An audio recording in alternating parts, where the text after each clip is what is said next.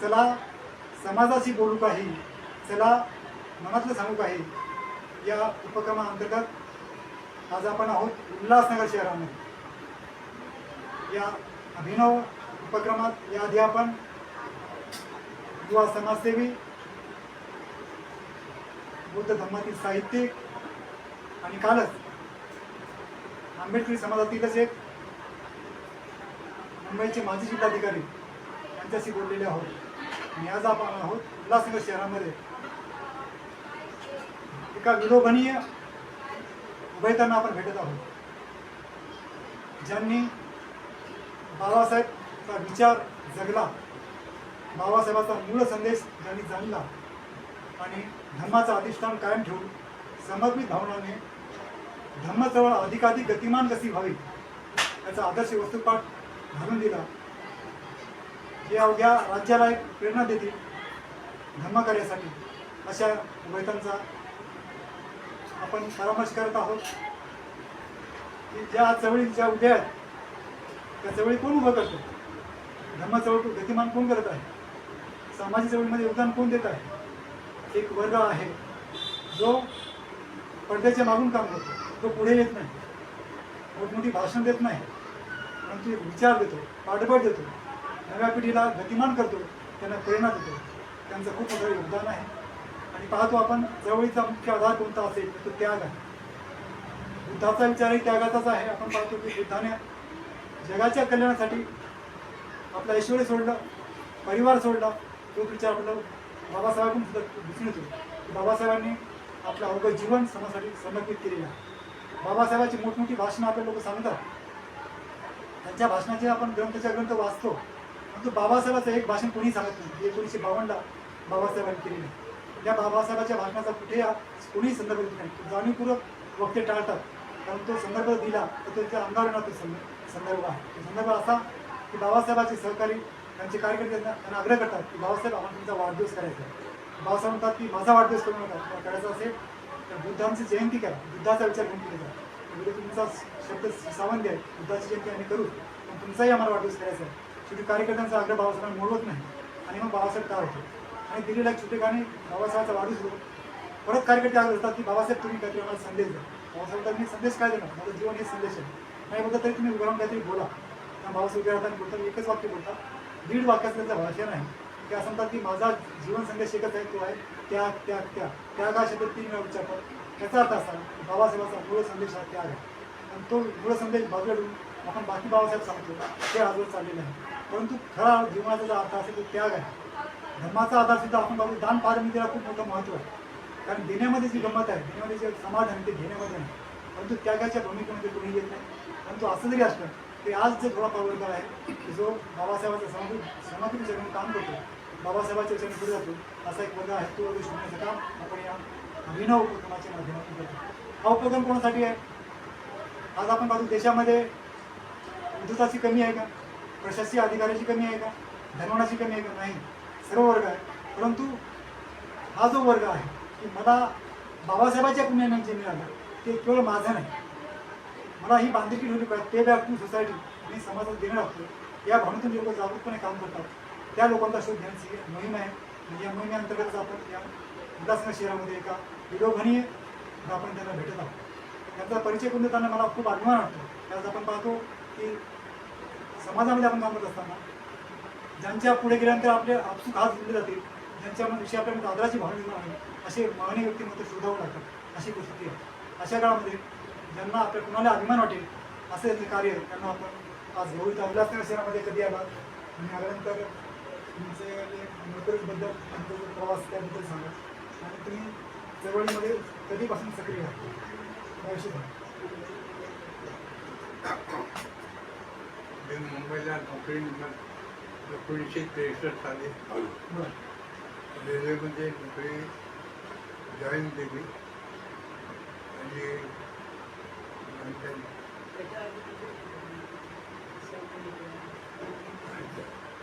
याच्यामध्ये मी इथं बॉम्बेचं सांगू का? मॅडम तुम्ही सांगा, तुम्ही सुरुवातीपासून सगळं काय आहे विकास प्रवासात?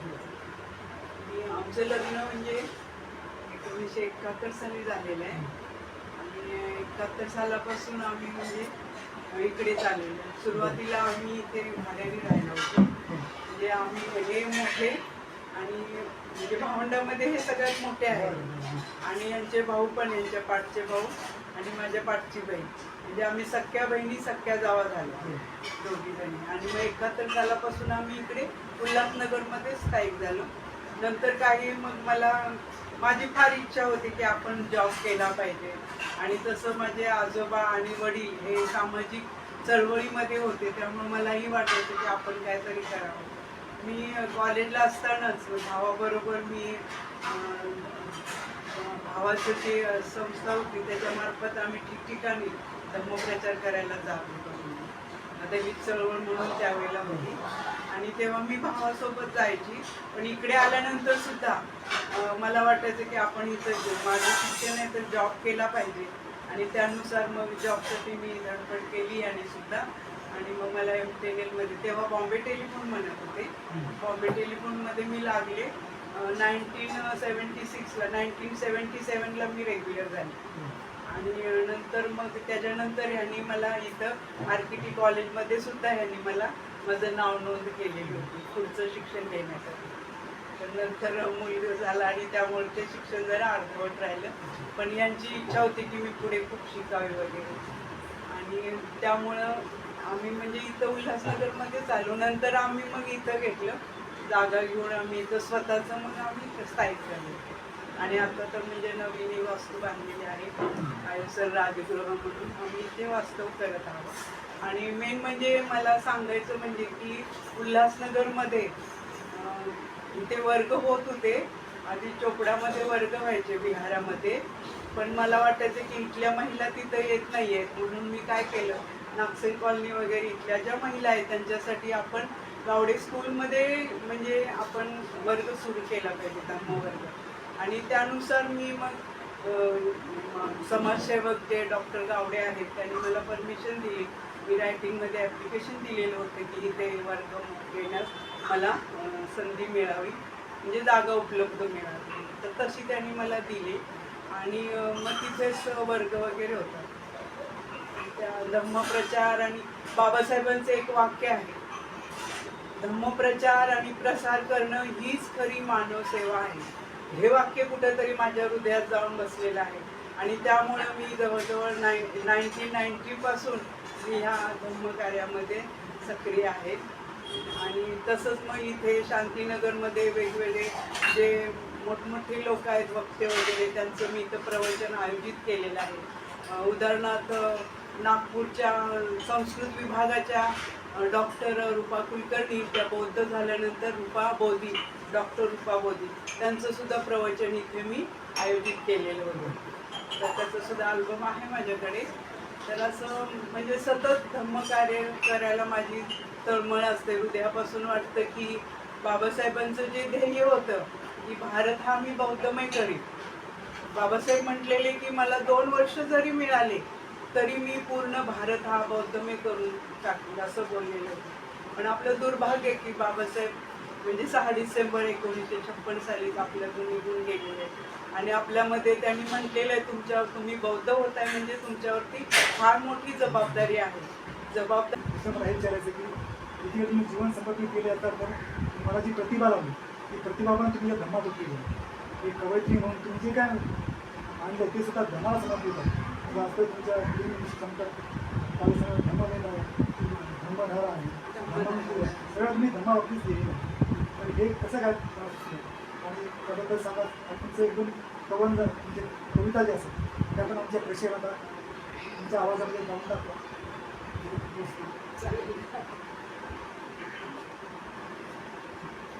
मला असं वाटतं की सकाळी आपण भक्तिगीतं आपल्या मुलांना म्हणजे बौद्ध म्हणून आपल्या मुलांना बुद्धांचं सुद्धा ऐकायला मिळालेलं पाहिजे. यानुसार मी बुद्धांवरती म्हणजे एक वंदना म्हणून एक कविता केलेली आहे, बुद्ध वंदना. चाल जरा दुसरी आहे. ध्यान करू स्मृती वाढते,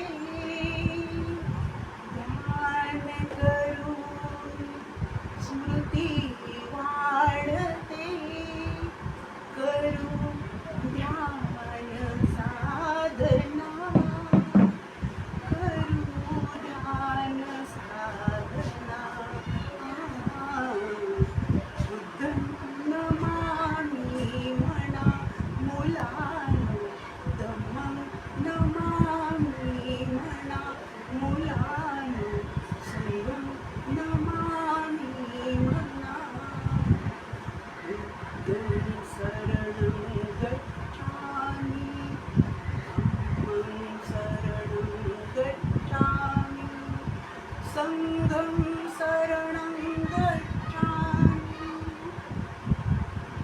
सदा सर्वदा सदाचार मनी ठेवा कुशल विचार सदा सर्वदा सदाचार मनी ठेवा कुशल विचार नित्य नियमा पंचांग वंदना नित्य नियमा पंचांग वंदना नित्य स्मरा पूजजना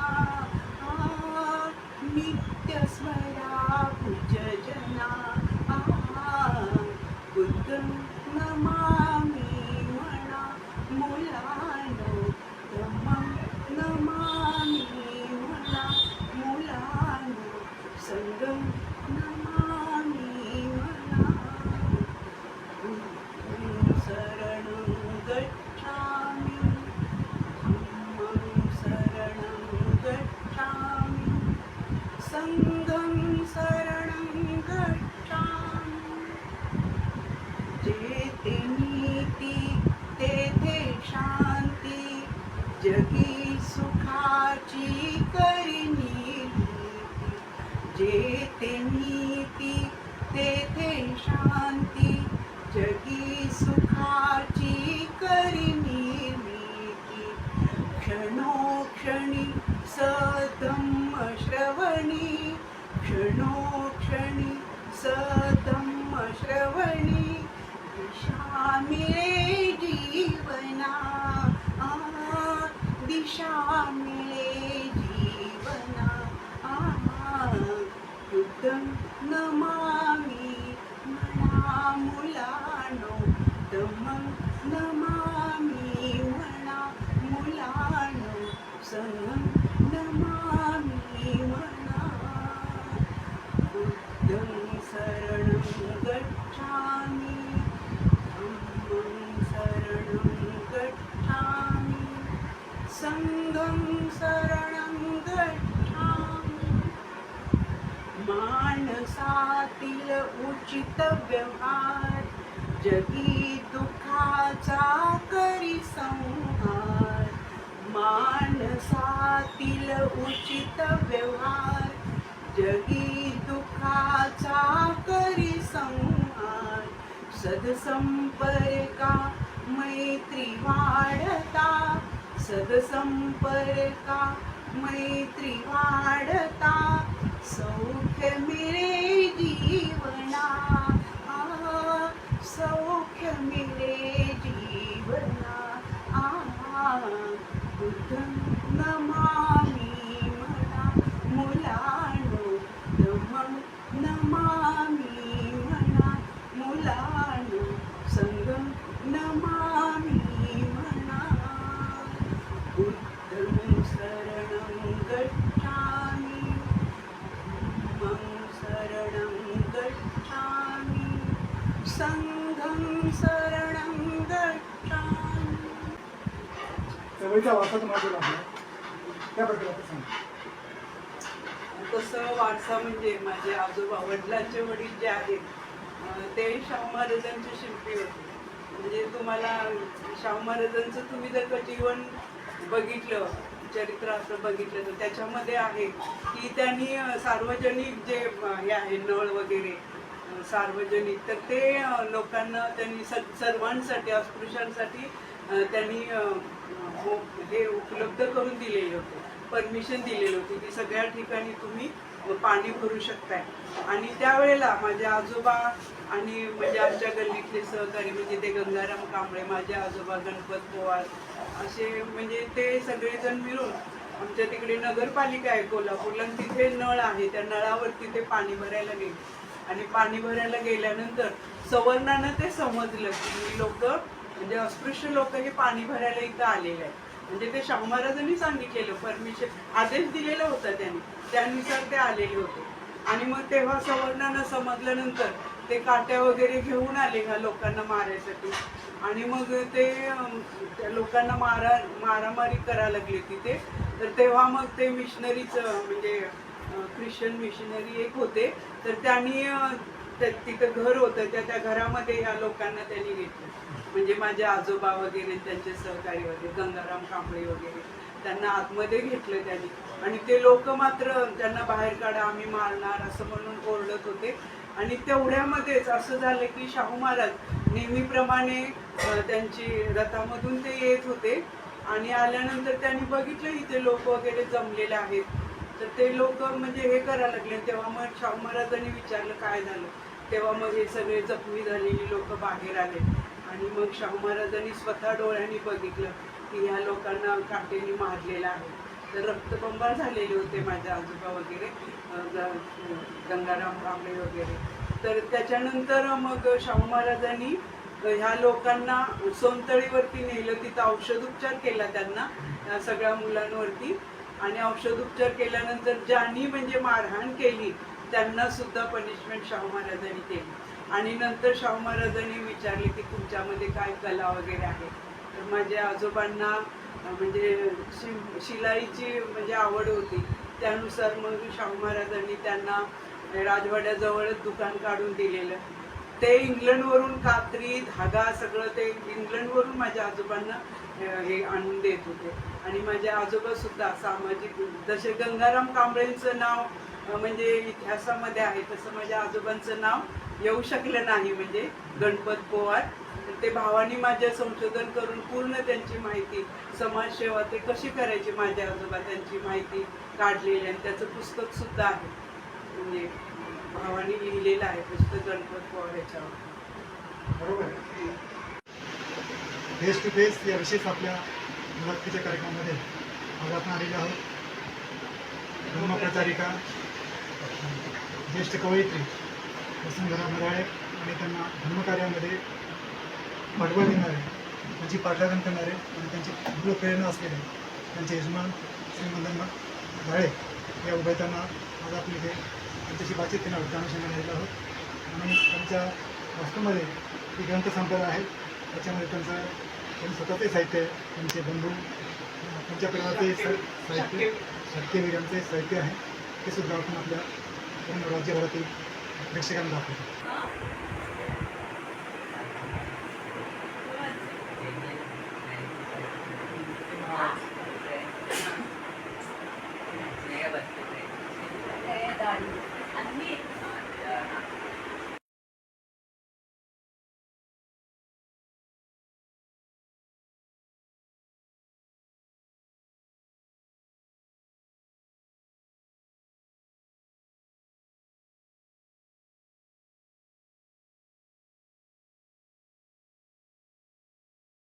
सगळा जीवन प्रवास तुम्ही आज इथे तुम्ही सांगितलेला आहे.